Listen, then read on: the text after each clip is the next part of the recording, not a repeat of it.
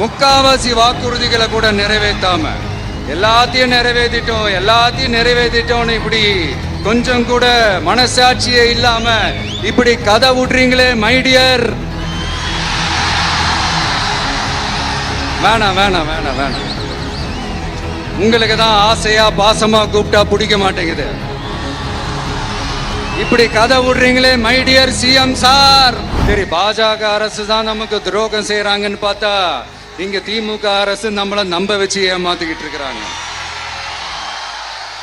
கிட்டத்தட்ட நானு நீங்க எல்லாருமா சேர்ந்து தான் இவங்க நல்லது செய்வாங்கன்னு நினைச்சு தேர்ந்தெடுத்தோம்.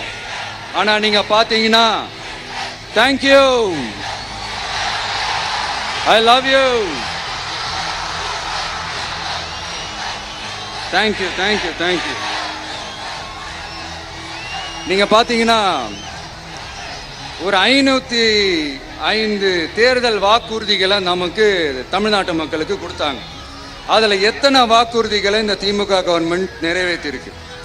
முக்காவாசி வாக்குறுதிகளை கூட நிறைவேற்றாம எல்லாத்தையும் நிறைவேற்றிட்டோம்னு இப்படி கொஞ்சம் கூட மனசாட்சியே இல்லாம இப்படி கதை விடுறீங்களே மைடியர்.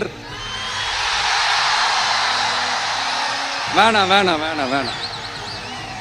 உங்களுக்கு தான் ஆசையா பாசமா கூப்பிட்டா பிடிக்க மாட்டேங்குது. இப்படி கதை விடுறீங்களே மைடியர் சிஎம் சார்.